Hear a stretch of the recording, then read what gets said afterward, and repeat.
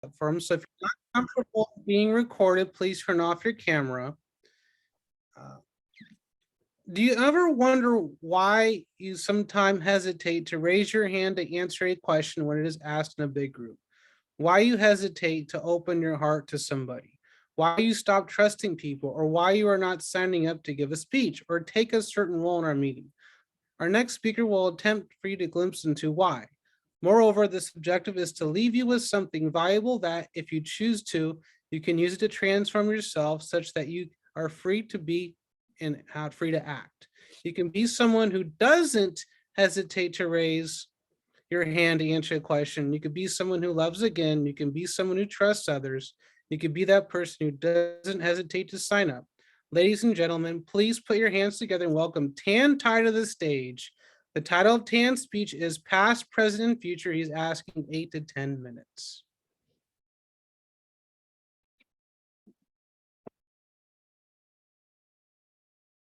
When I look at every single one of you, this is what I see.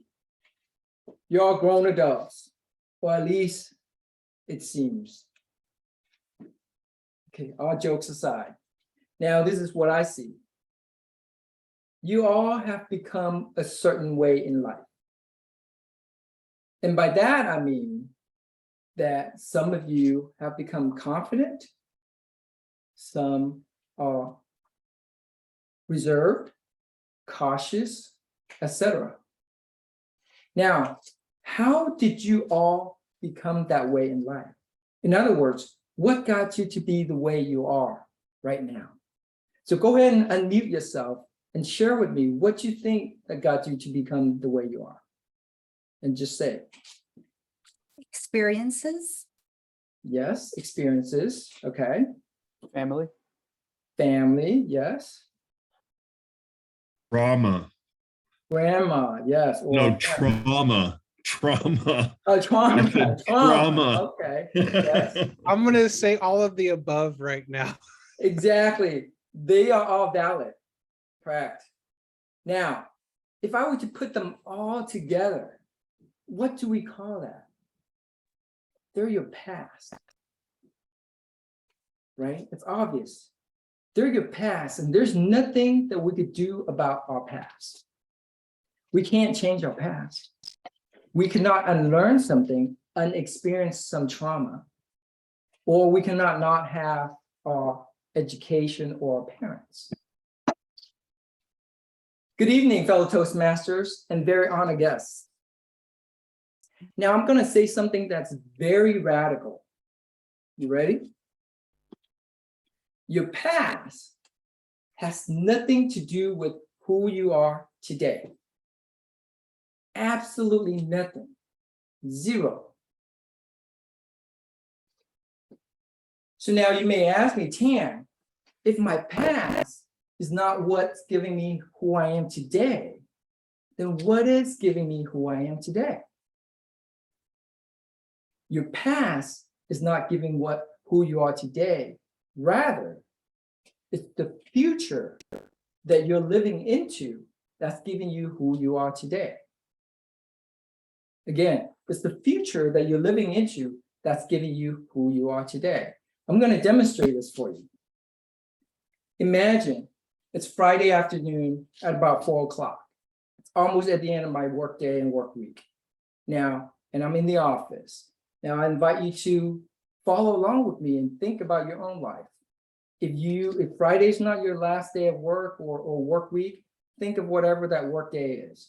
Or if you don't work in an office space, think of wherever your workspace is. And if you're retired, just think of that very eventful and busy day that you have. So I'm there in my office.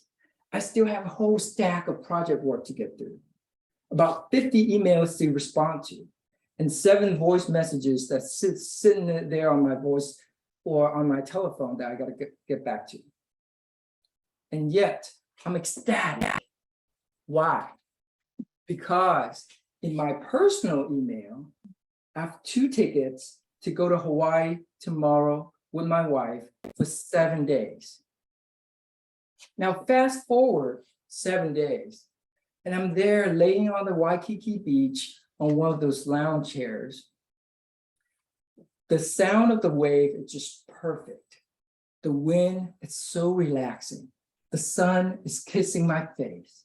And I have one of those drinks that has the umbrella on it. And yet, I can't enjoy it.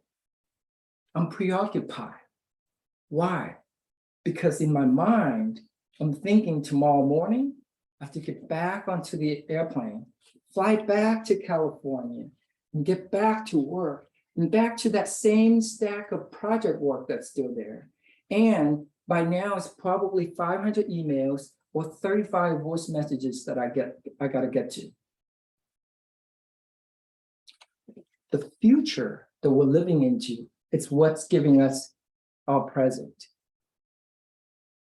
So then you're gonna ask me again, okay, Tan, well, if the future that we're living into is giving us who we are today, then why is it that it seems like it's our past that's giving us who we are today?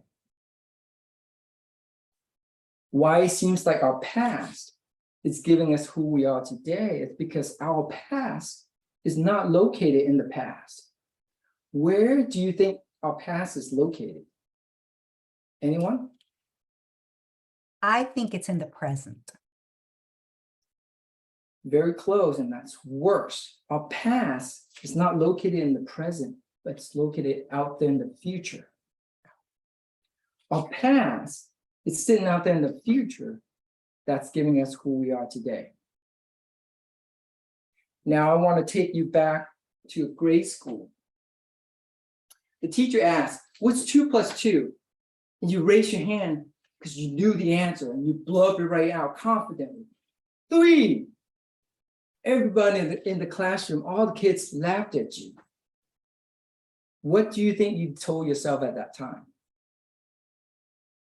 I better make sure I know the answer next time before I raise my hand to answer any question.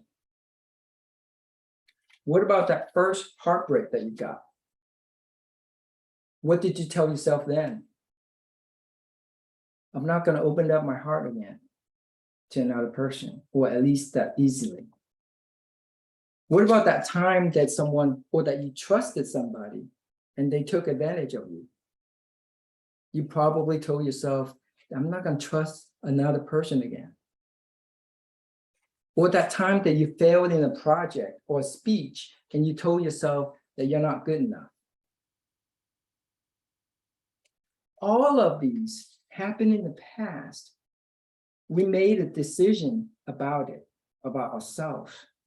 And those decisions are sitting out there in the future, reaching back, stopping us every time we get ready to answer a question or raise our hand to answer a question, stopping us from opening our heart to another human being, stopping us from trusting another person, stopping us from going for another project or speech or something that we love. It's pretty grim, huh? So of course, I'm not going to leave you in that space. And I'm here to tell you that I have good news for you. You have the power to change that. And this is how. Next time you catch yourself not raising your hand to answer that question, or not opening up your heart to another human being, or trusting another human being, or going for something that you want, ask yourself, am I reacting to a past? 99.9% of the time we are. And if that's the case, take that past from the present or from the future and put it back where it belongs, the past. And now you have the space to interact with what's happening in front of you newly. And you could do this, and you can make this decision every time. Choose newly and positively. Your past doesn't have to have a grip on you. You can raise your hand and answer that question like you never got it wrong before. Love somebody like you never loved before. Trust somebody because he's another human being that should be trusted. And just go for it. Whatever you want, go for it. And don't let those decisions that are sitting out there in the past stop you from it. You'll be amazed at what you're able to accomplish when you do that, when you put the past back in the past. You will become someone who's free to be and free to act. Mr. Toastmaster. Thank you, Tan, for that wonderful speech. Aurora, can we put a 2-minute timer so we can give Tan and everyone what they thought of his speech? And Oh, give will them do. recognition? And I'm sorry, did you say 1.5 minutes or 2 2? minutes, 1.5 to 2 minutes. 2 minutes. Oh.